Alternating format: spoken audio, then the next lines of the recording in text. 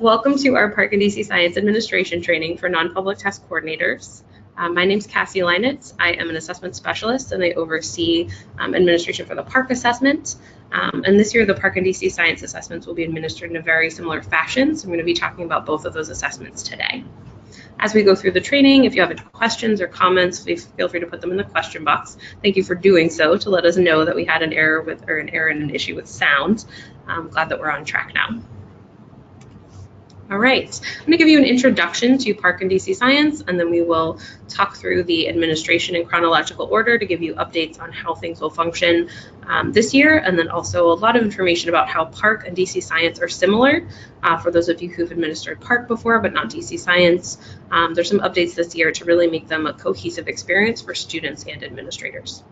So we'll start with a PARCC assessment. The PARCC assessment measures our ELA and math standards, which are the Common Core state standards here in DC, and the DC Science assessment measures our next generation science standards, which are our science standards here in DC. PARCC mathematics and ELA are taken each spring in grades 3 through 8. So every student who is in grades 3 through 8 would take these assessments, and then it's taken once in high school. That depends on the courses that students are taking and can vary quite a bit depending on what LEA your students are registered for. So if you have students from different LEAs, I do think it is important for you to check in with them about what assessments students will be taking, because it may vary quite a bit. Some of the larger LEAs we have students take some optional assessments in 9th grade. Others only have students take it in 10th grade. Some students take it in 11th grade based on the course they're in. So do check in with them to make sure that you're administering the tests that are needed for that student. The DC Science assessment is pretty similar, but it's actually only taken once every 3 years. So students take it in grade 5, in grade 8, and then once in high school again. This time it's associated with their biology course. So when students are taking high school biology, they would take the DC Science assessment. We do have a link at the bottom of the page to our participation policy, and the slide deck that we are presenting today is also linked in the documents if you'd like to download it for your reference. The participation policy has a lot of detailed information, and you can review that with the LEAs to make sure that your students are registered for the correct assessments and that everyone has what they need in terms of participation. All right. PARCC and DC Science are both managed through a system called PearsonAccessNext. This is the administration system that the staff will be using and that you'll be using to set up the assessment and make sure everything is running properly during testing. What the students are using is a bit different, but it's the same for PARCC and DC Science.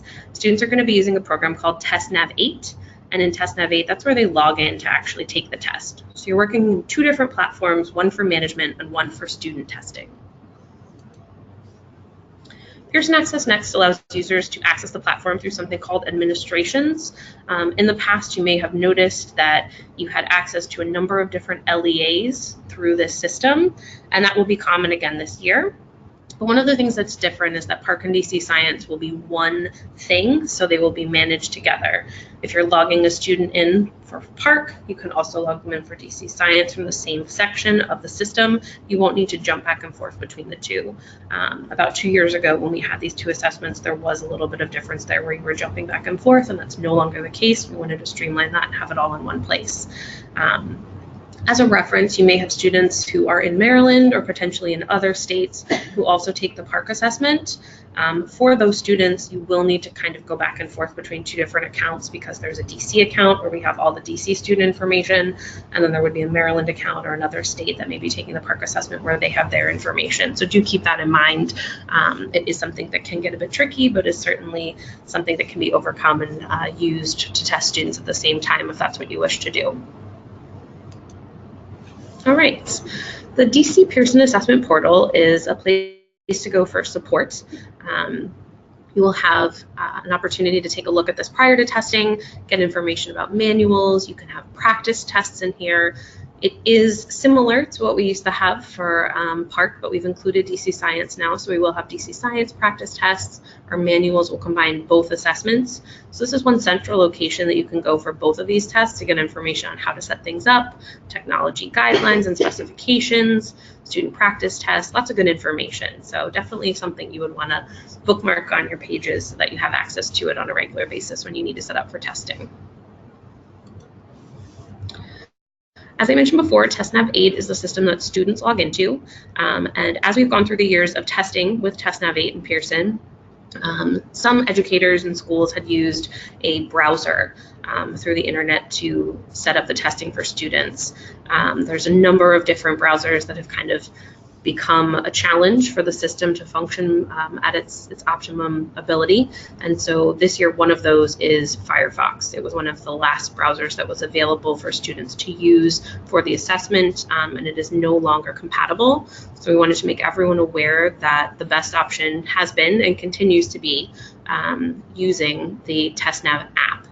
The app can be downloaded to any student device, whether it's a computer or some sort of tablet that students are using to test, and there's some information about downloading linked at the bottom of the page. All right, we're going to talk through test administration and the planning that will need to be done for it. We'll go through chronologically. Assigning staff roles will be one of the first things that you'll do, which may be pretty simple if it's just one or two of you. You'll register students or verify registration based on what LEAs have done for you. You'll set up technology for testing, making sure that the devices in the system that you have at your schools are working and are able to test students. You'll create a testing schedule, making sure that you have each of your students accounted for. You'll train your staff. You'll create test sessions in the system so that there's a structure for how students will test in PearsonAccessNext. And then you'll document test security plans, which will go through a lot of the information that you talked to Shannon about today if you were in our prior training. All right, assigning staff roles is the beginning. So we know that the LEA Test Coordinator for PARCC and DC Science is someone that you'll want to reach out to because they're going to be supervising this process for each of the schools they oversee, which does include you. You may have a number of LEAs related to your school, so you'll want to touch base with each of them. If you have trouble finding contact information for anyone or you're not able to reach out to them, please let Shannon and I know. We're happy to get you some contact information and make sure that you're able to connect. As the school test coordinator, you'll be overseeing a number of other staff. This may be pretty minimal if you're playing a lot of these roles yourself, which is certainly an option, or it may be broader if you're actually supervising a large number of students from DC who are tested. One of these individuals that you'll want to work with is a special education coordinator. They'll make sure that you have all the accommodations and accessibility features set up for your students properly. A technology coordinator who will help you with all of those technical pieces that I just mentioned about setting up the TestNav app, managing things in the system in PearsonAccessNext, and making sure that all of your technology runs smoothly. Test administrators would be staff who actually give the test to students. Proctors would be supporting in the room. Shannon mentioned some of those before. If you have a larger number of students or you have someone who is administering the test who is a teacher of record, you would have a proctor in the room. And then there's authorized personnel. It's basically just a general term that Shannon mentioned earlier for anyone who's involved in testing, who may be going into a testing environment, or who may be handling testing materials. We want to make sure that all of these people have a specific role and are trained in what they need to in test security. So with those staff roles, you'll be documenting them in your school test security plan and in your school test security file and in PearsonAccessNext. So the information you put in your school test security plan and your test security file is documentation for OSSE. The things you put into PearsonAccessNext actually assign permissions so that the educators that you're working with or the staff that you're working with have the ability to use the system and to present the test to students or to make updates to testing. So they're going to need access to the system, and you'll do that by assigning them staff roles. Pearson's updated something called the user role matrix, and that is a list of all the different roles that people can be assigned and the permissions that it gives them. To streamline the roles this year, they've updated those to be really clear for DC's needs. There's an LEA Test Coordinator, a school test coordinator, which is the role that each of you will be assigned, test administrators, technology coordinators, and special education coordinators. Now, many of you will be assigned to the school test coordinator role by the LEAs that you're serving. If you are not able to access LEAs that you need access to or students that you need access to, please email us in a few weeks. The system was just open to LEA coordinators yesterday, and so they haven't had much of a chance to add everyone in, but over the next 2 to 3 weeks, you should be added in. And if you are not, please feel free to reach out so that we can get you access to the areas that you need in the system. Student registration. So registration for grades 3 through 8 for PARCC in grades 5 and 8 for DC Science is actually done by us here at OSSE. We completed that process the other day, and then we opened the system so that edits and adjustments can be made, because sometimes there's small changes that need to occur. So LEAs verify the registration we did for grades 3 through 8, and they make adjustments for students in grades 7 and 8 who might be taking advanced mathematics courses. So you may have a bunch of 8th graders, but 1 or 2 of them, or maybe 3 or 4 of them, might be taking different tests than their peers because they're in an advanced course. This will not happen for anyone in grade 6 or below. All of those will be the same, and it will not happen for ELA. The English Language Arts assessment will be administered by grade for everyone in grades 3 through 8. As I mentioned earlier, in high school, all of registration is based on courses. So the LEAs will register their high school students for PARCC and DC Science based on the courses they're enrolled in. They may need to communicate with you guys about this and check in to see what students are taking and making sure that it's comparable to the assessment that they need to take. So do communicate with them about that to make sure that everyone is signed up for what they need to be. Registration information, as I listed on the last slide, is mostly done by the LEA, but we want to make sure you have access to the information so you know what to do if you need to make any changes or you need to work with them. The registration information is uploaded into the PearsonAccessNext system through a very large spreadsheet called the Student Registration and Personal Needs Profile, which we refer to very frequently as the SRP&P. So accommodations and accessibility features are identified for students and put into this along with their registration. That's the personal needs profile component, is the accommodations and accessibility features.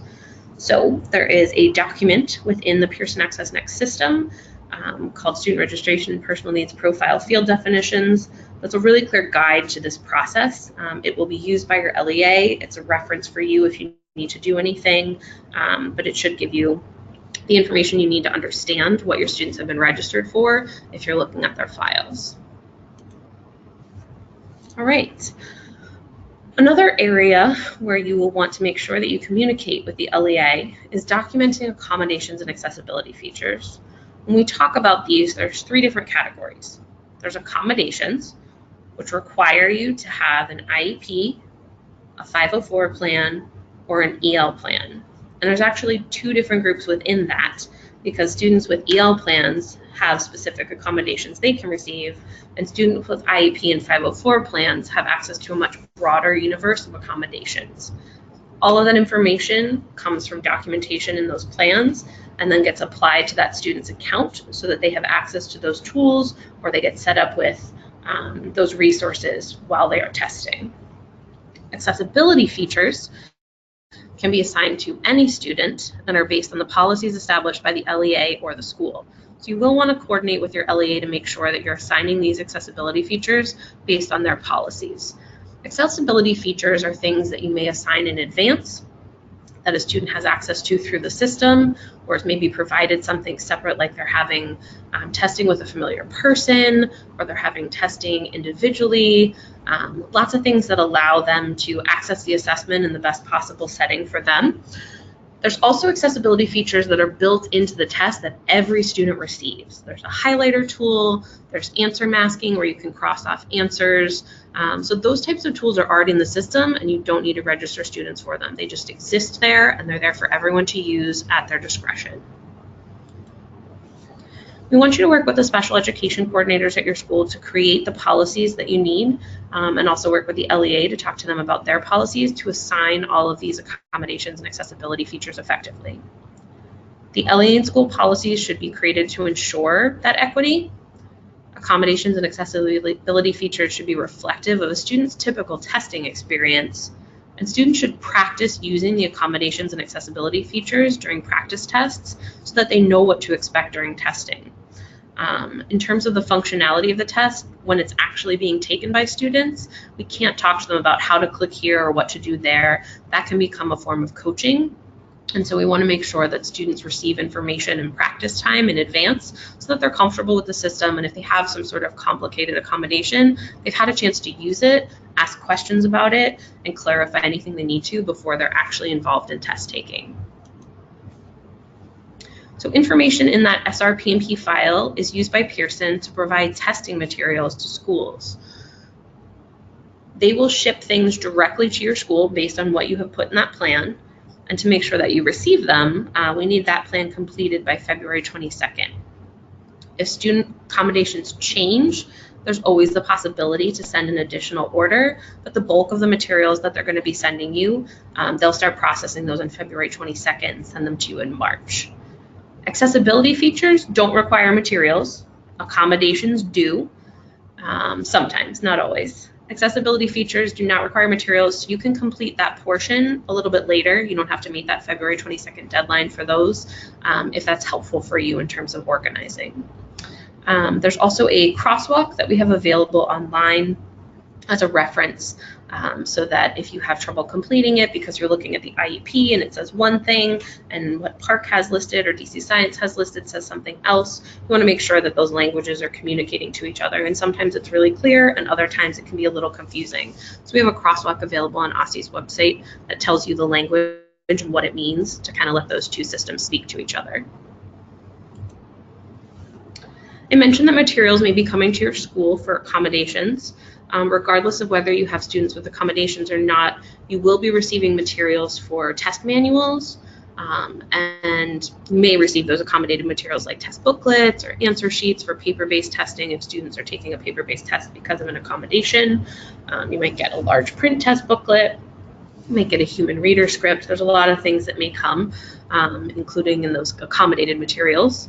And then you'll also get return shipping materials, because if anything that you get sent is an accommodated material that has information about the test on it, has questions from the test, has a script from the test, that needs to get returned. Those are secure materials, and we want to make sure that they remain secure so they get used while they're at your school, and then they get shipped back to Pearson, and they check off each one of those materials to make sure that they got it back. When you receive your packages, around March 13th is when they'll start arriving, and they may be separate for PARCC and DC Science, so do know that. You might get one for PARCC and then one for DC Science on a different day. Check to make sure that everything you ordered is there once you have both of those boxes, and then keep your testing materials locked away because they are secure. The manuals are not secure, so you can have those on a desk, you can have those in a filing cabinet that isn't necessarily locked. But in terms of the answer sheets, the test booklets, anything that has student testing information on it, that does need to be locked away when you receive it. Each school will receive the manuals that I mentioned. There's two different kinds. There's one for test coordinators, which would be for you and the organization of everything. The other is for test administrators. The test administrator books have some additional information, but mostly they have the scripts that you're going to be reading to students. I think as Shannon mentioned before, that we always use the scripts and we read them verbatim. So you want to make sure that that information is in the right hands for you or your staff that will be giving the test. The manuals arrive at your school with your shipments. They're also available online starting on January 28th. On that website I showed you earlier, the support for dc.mypearson support. The manuals will be available on January 28th if you'd like to review them in advance of them arriving at your school. Each of the materials will be updated this year to have a label on it if it is to be returned to Pearson. There's a lot of materials involved in testing, and some of them get shredded at your school, some of them get recycled because they're not necessarily secure, but a lot of the things that you get do need to be returned to Pearson, and so we wanted to make that really clear on each test booklet and each answer document. So anything that needs to get returned to them will say secure materials shipped to Pearson in the corner of the document. So when you're going through things at the end, hopefully that'll help guide you to what needs to go back. There's two different kinds of materials that get returned. Some are scorable, which only relates to the PARCC test, and I'll explain why in a few minutes. The scorable materials need to be shipped back very quickly. The testing dates for paper testing for PARCC and DC Science are a week shorter than the online testing because they need to have time to ship those documents back and get them scored. So the shipping deadline for PARCC tests that are scored, meaning the answer sheets for those students, need to be shipped back by May 24th.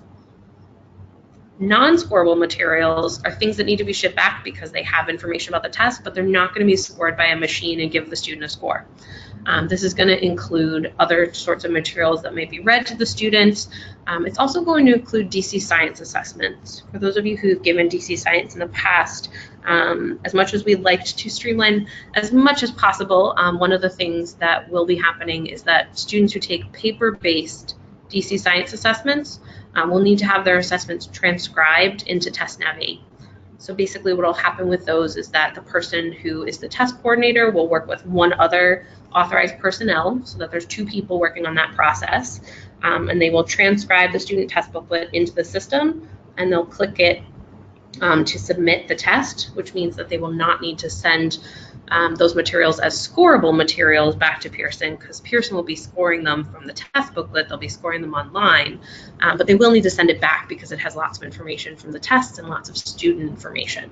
So the PARCC ship deadline for non-scorable materials is May 31st, and for DC Science it's June 7th. All right, you've received your materials. Now it's time to think about your testing schedule.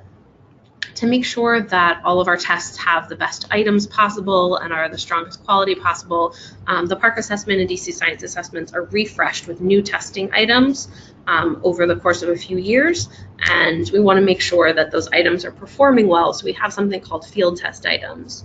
For math and science, those items are part of the test, so you don't need to worry about them. They just exist within the assessment and shouldn't be any sort of shift or distraction. For PARCC ELA field test items, the structure of having the assessment in sections that are around fiction or nonfiction and research and things like that, they're grouped with passages. And so to do a field test for ELA, we do need to have kind of a separate unit. Each year we pick 2 grades that will take an additional unit, and those are grades 4 and grade 7. If you have students from DC who are taking the PARCC assessment for ELA in grades 4 or grade 7, they will be taking 4 units instead of 3. And we've noted that on the schedule right here, highlighted in yellow. All other units for ELA are 3. You will see that some of the math assessments have 4 units, and all of the DC Science assessments have 4 units. There's also different testing times for each of the assessments. So as you're building your schedule, you want to reference this and also a version of this that's in the manual that will clarify what amount of time needs to be scheduled for each student to take the test, or if you're managing groups of students, if their testing times are the same, if they're different, and how it needs to be organized throughout the day when you're giving the assessment. All right, once you have your schedule, you'll want to share it with the staff who will be supporting with the assessment. As I mentioned before, that may be 1 other person if you're at a smaller non-public, or it may be 10 other people. But as Shannon mentioned in her training, each individual who is working with the assessment materials or in a testing environment is an authorized personnel and needs to be trained on test security. So you'll set up a training.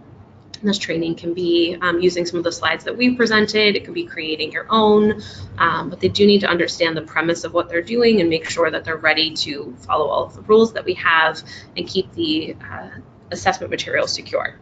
They will receive that notification statement she mentioned. That is a big piece of the training, is to make sure they receive that, to do review it with them and answer any questions that they have when they look at it. All right. Your staff is ready to test, so now you can create test sessions. This can be done in the system, and there's lots of tutorials online. There's also a hotline to call Pearson if you have questions as you're going through this process. But basically, you want to group your students based on how they'll be testing. So if I have 3 students who are testing together in 7th grade math, I would put them in the same unit, or sorry, in the same test session, so that they can take each unit of the assessment together. Each of your students is testing individually, your test sessions only need to have 1 student in them. That's pretty common for non-publics. If you have, 1 5th grader and 1 8th grader and 1 student in high school, they may be in their own sessions because they're taking different tests at different times with different directions. So they would each be in their own session. From the session, you'll print student testing tickets. These are a highly secure material, and once you print them, do need to be kept locked up. As you give them to test administrators, if it isn't yourself and you're passing them off to other people, you'll need to have them sign them in and out using something we call a chain of custody form to make sure that those testing tickets are always accounted for. We want to make sure that those tickets don't get lost, don't get recycled. They need to be accounted for at all times. And then once testing is over and they've all been fully accounted for, they get shredded at the school since they are a secure material. Creating test sessions is grouping students.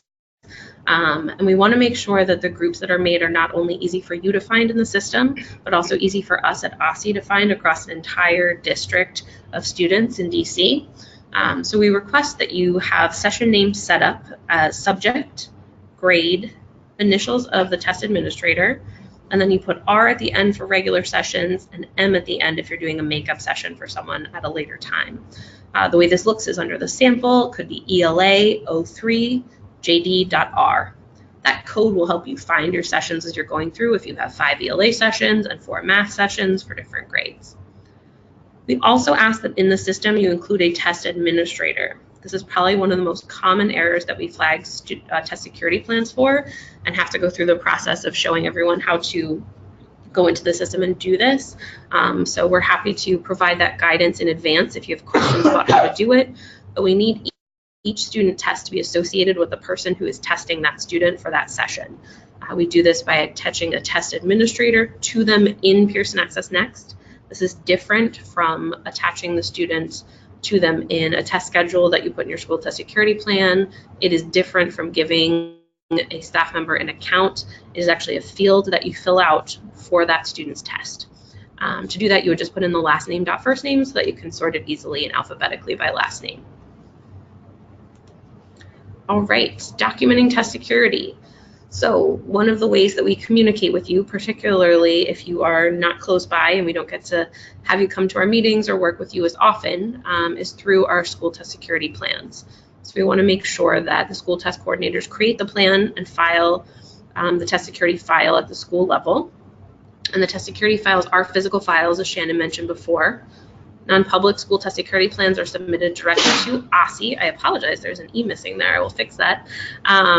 For approval, and then OSSE reviews the plans and provides revisions requested or approvals for those plans. And then we'll share them with the LEA. You'll set up a school test security file, as Shannon mentioned in her training. Lots of things included there that really just help us understand if there's a test security issue. We can go back and find documentation so that we understand what happened, and you maintain those for 4 years. Your school test security plans are submitted digitally through Quickbase and must be approved by OSSE before you start testing. This is for all assessments, but we just want to emphasize it every time we talk about them. You may not begin PARCC or DC Science or any of our other assessments until we've given you that approval to test. Those are due 15 business days prior to the first day of testing at each school, and we'll get your response as quickly as we can from there so that you're ready to go. All right, so we've prepared. We're ready to administer the test. I'm going to talk through some of those steps for PARCC and DC Science specifically. We're going to talk through setting up the classroom, ensuring accommodations and accessibility features are accurately provided, administering the test to students, and then documenting issues and irregularities. Setting up the classroom is extremely important, and you may be using classrooms that have a number of students in them. You may be using small areas to test where you're only testing 1 or 2 students because you only have 1 or 2 students who are part of the DC structure in terms of this test. And so we want to make sure that our testing environments are uniform and equitable as much as possible for our statewide program. This helps to yield fair and accurate results and helps the assessments to be administered under consistent and standardized conditions to produce the clearest results for our students and make them comparable across all of DC. So as you saw when you were talking to Shannon, there is a classroom setup here that has a couple of different errors. I'm going to highlight, I apologize. I'm going to take a look at those for a second. She went through and told you about desks being too close, about information about different content areas being on the wall, student work being on the wall.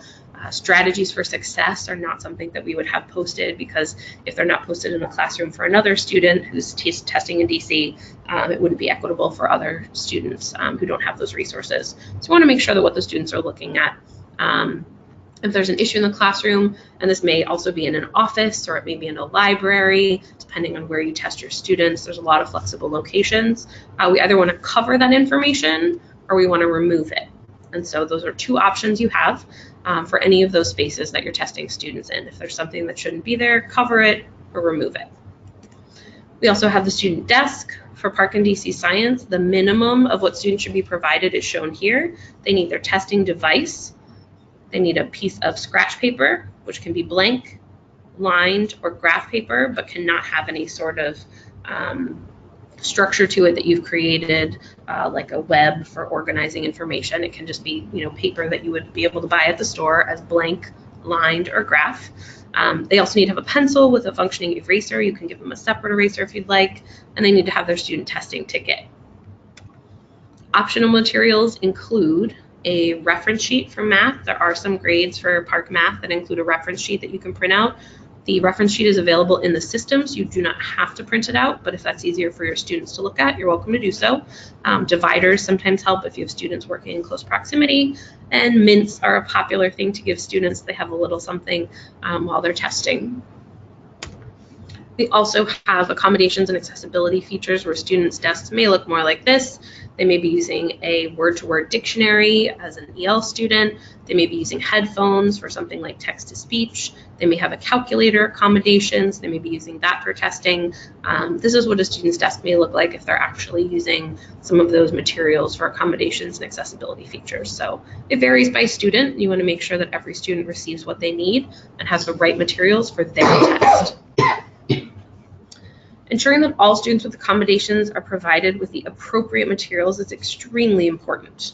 These are supports that they are entitled to receive during testing. Test administrators providing accommodations should be trained to administer these accommodations before testing begins, and they should be monitored during testing to ensure that accommodations are administered appropriately. If you have 5 or 6 people testing one-on-one with students who are working with different types of accommodations, make sure that you're available to kind of monitor, to answer questions, and work with them beforehand so they understand the system. Students are really adept in terms of using computer resources, but some of these things might be new to them. They may be used to having someone read an assessment to them at the back of the classroom, like a math assessment, because they struggle a bit with reading, but they're being tested on math. They may get an accommodation like text-to-speech for math, where they can click on the words and the words will be read to them by the computer. That's very different than having someone read it to you. So you want to make sure that they know what to do and they don't need to ask questions during testing, because during testing we're not able to help with those functionality questions. It needs to happen in advance. If a student does not receive the accommodations that they are entitled to, that is a misadministration of the accommodation, and it can result in the student's test being invalidated, which is a shame for the student who took the test, and it is a shame for the information that you would be receiving from the test. We want to make sure that doesn't happen. So do be very careful about accommodations and accessibility features and making sure that students get what they need. Accessibility features, similar, we want to make sure that students have everything that's listed in their personal needs profile. And prior to testing, the test administrator should be made aware of which students in their class have accessibility features. As I mentioned, some of these are administered through the system, and so you may not even notice that a student is using them if you aren't looking closely. One student could be sitting next to another, and one of them has an accessibility feature, the other doesn't. Their test setup may look exactly the same, but what's provided to them in the system may be slightly different. So one of the ways to check to make sure that students are receiving those accessibility features or accommodations is a little code that is listed in PearsonAccessNext. So that's the system that we manage the test in. And that code tells us that when they open TestNav, they're receiving that accommodation or accessibility feature. The list that you see over here on the right side of the screen is actually posted onto the back of the manual. So it will be in every room with everyone who's testing, and they're able to look at that information and check and make sure that the students have what they need. Speaking of manuals, while we are administering the test to the students, we want to follow the guidance that's listed in the manuals. Testing scripts are in the manuals and must be read verbatim to students. They need to read exactly what is in the script. We're not ad-libbing, we're not adding information. It does need to be word for word. Test administrators and proctors should be actively monitoring students throughout testing. The test administrators cannot view the student assessments unless they're providing an accommodation that requires them to, which means you're not going to be looking at the student testing screen, you're not going to be looking at the student testing booklet unless that student requires an accommodation where you have to. Test administrators may not coach students during testing, and the policies for breaks are outlined in the manual. Most people take breaks between units, but there are additional options if you're interested in them. All right, monitoring. You'll be monitoring everything at your school to make sure that it's going well. OSSE also comes to monitor occasionally. So if someone does come to your school and says they're an OSSE monitor, they're just there to observe. They're not going to be providing any sort of guidance or feedback. We just want to make sure that testing is equitable across the district and see how things are going. So when we're there, we try to just kind of blend into the background. Any questions that you have about monitoring, you can direct them to the staff here at our office rather than the person while they're there. They are just going to ask you a couple questions, ask to see a few things, and then they'll probably just stand in the background of testing if they're coming for a visit to your school. All right, after testing, students may either use some approved materials or they may exit the testing location. Approved materials include things like reading a book, drawing or coloring, or doing an activity that is not related to what was just tested. So we like to say if you're doing the math test, you could give them a crossword puzzle. If you're doing the ELA test, you can give them a Sudoku puzzle. We want to make sure that they're not doing some sort of algebra problem right after the algebra test that would be in the same space as other students who are still testing or maybe related to test information that they just took. All right, closing out testing. We have finished testing our students. We will need to close the test and shred, recycle, and return all of those materials. We'll also need to submit documentation to OSSE for test security purposes. Stopping sessions is something that you do in PearsonAccessNext. You'll close any test that may be open at the end of the testing window, which may mean a student missed a unit or they just forgot to close their test. But once you close all of those tests in a session and click Stop Sessions, it'll submit those tests for processing by Pearson, which is a great step to feel wrapped up and complete with.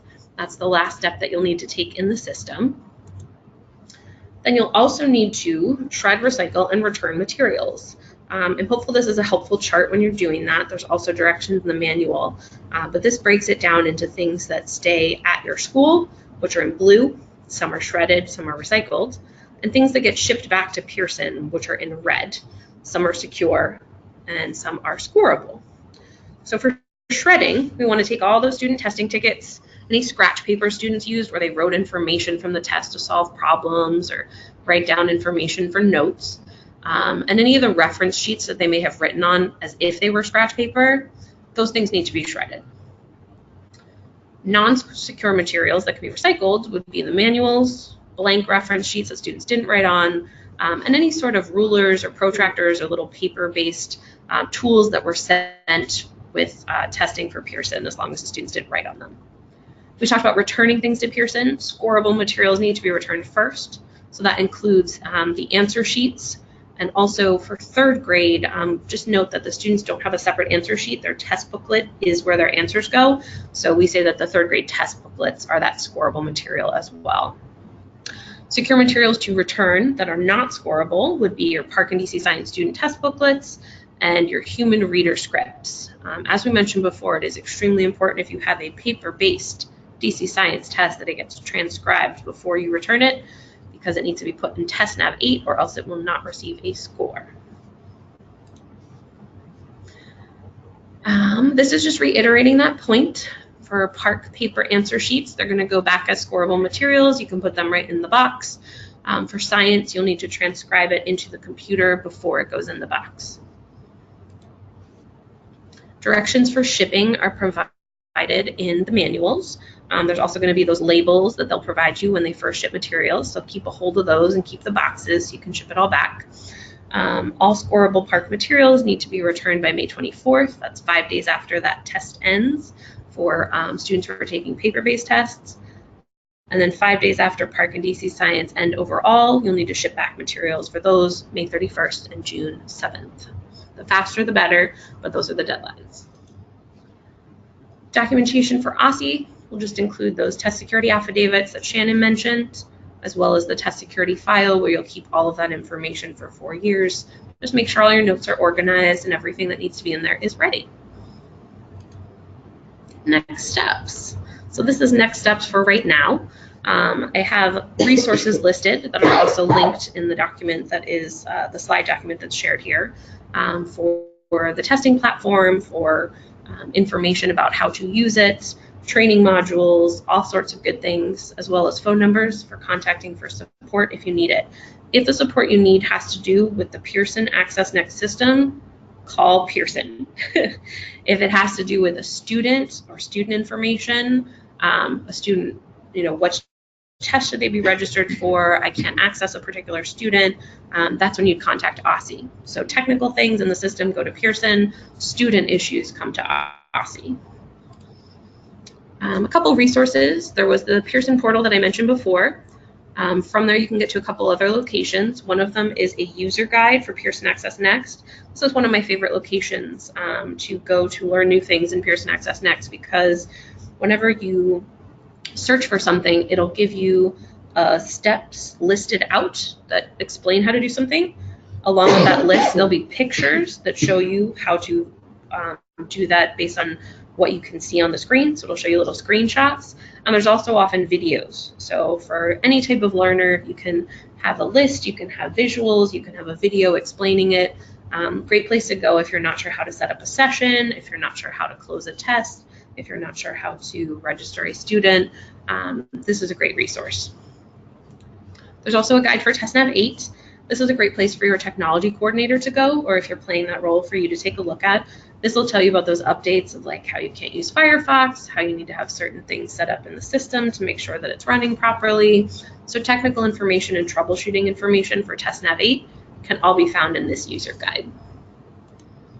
There's also training modules, as I mentioned. The training modules will say PARCC because they were created for the PARCC consortium, but they do apply to the system, and the DC Science program is being run across the same system in the same manner, so they should apply to information about registration and test sessions for DC Science as well. So these are a great resource if you just want to watch a little video and have someone walk you through the steps. These are a great place to go.